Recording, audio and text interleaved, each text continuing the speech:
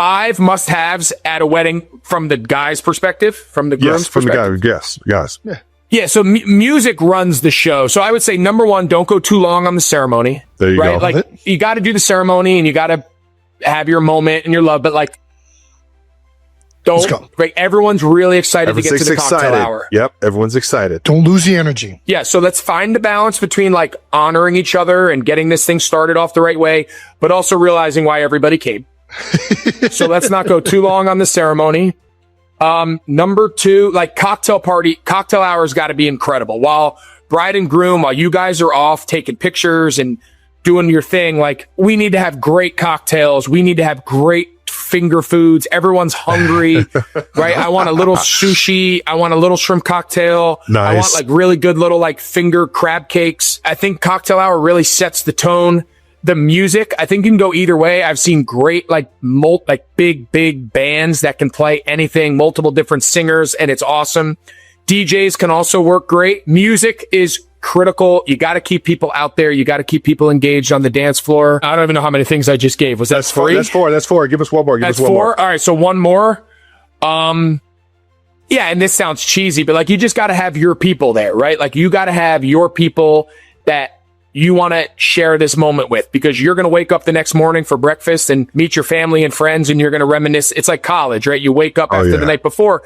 The best part was talking about the night before and rehashing all the moments and all that. So you want to make sure you have your people there that mean a lot to you, that you want to share hopefully the best day of your life with, and be able to live. Oh, and film it. I regret not filming my wedding. We did a photographer, no videographer.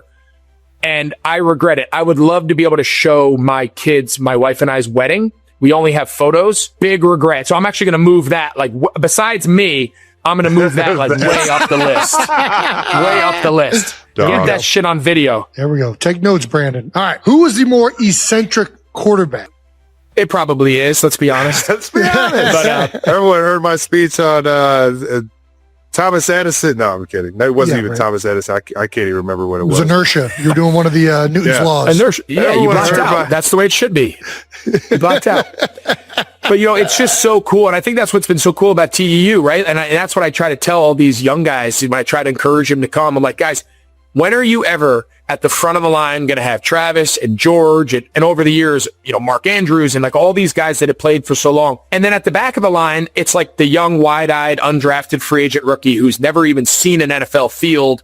And he's just so happy to be there. Like the fact that we have the top of the top guys that haven't even started their journey yet. And for 2.5 days, everyone's in the same bucket. You're all in the same drills. You're all in the same conversations. You're all at the same parties. You're all in the same bar. Like you're all one and the same from a social, from a connection standpoint, from a fellowship, and then obviously from a football and the guys that you're able to pick their brains. And how does Travis warm up? How does George run his routes? Like, what is he like in practice? Like watching guys' body language, watching guys' work ethic. Like it's just so unique. And then you look around the league and I would say the talent is as widespread and as deep as it's ever been. And I think that's so good for the league. It's so good, obviously, selfishly for the position. And the fact that TEU gets to play like a small little role in like elevating the position across the league. I know, you know, you, George and I, we all take a lot of pride in it. Dude, we love it, man. I think the entire position does.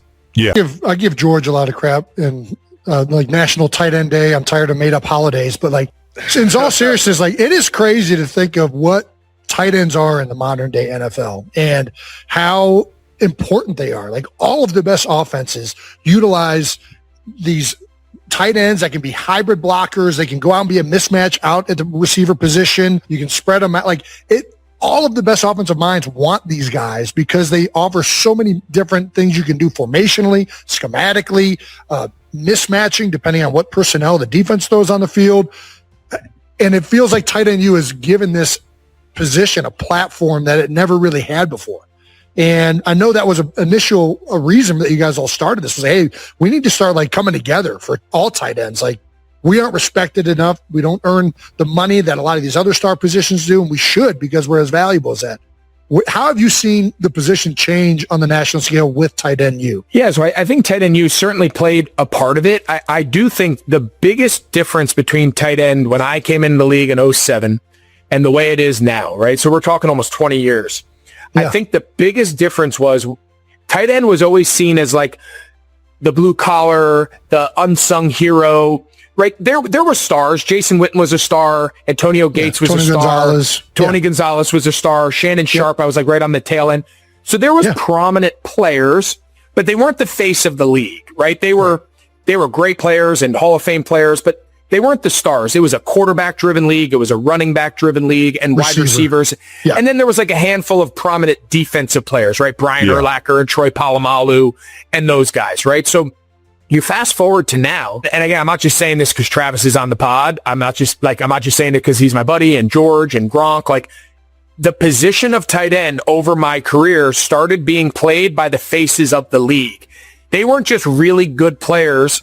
They were stars. The league was building the brand around these individual guys with Gronk and with Trav and with George. And now instead of it all being all quarterbacks on, the commercial for Sunday Night Football or the commercial for the Fox doubleheader, it was always, who are the two quarterbacks? Plaster them up there. The commercials, the guys we saw, that's very different nowadays. So on top of just having elevated roles on their teams, playing in postseason games, winning Super Bowls, being the best player in the Super Bowl, like having the platform of football to play well at the position, and then just all the stuff that comes around it, the off the field, the elevating.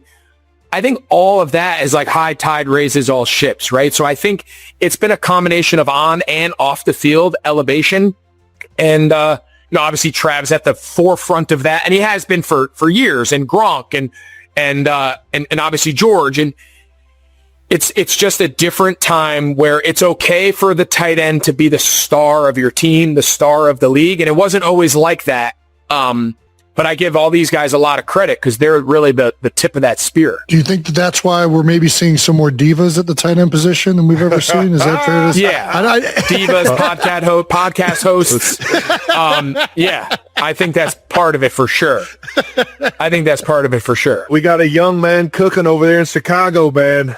Colson Loveland came out hot in Hard Knocks. If I was these NFL teams, between Colson Loveland, between Aiden Hutchinson, right? Like, they should make every guy at the combine do a stand-up rookie song.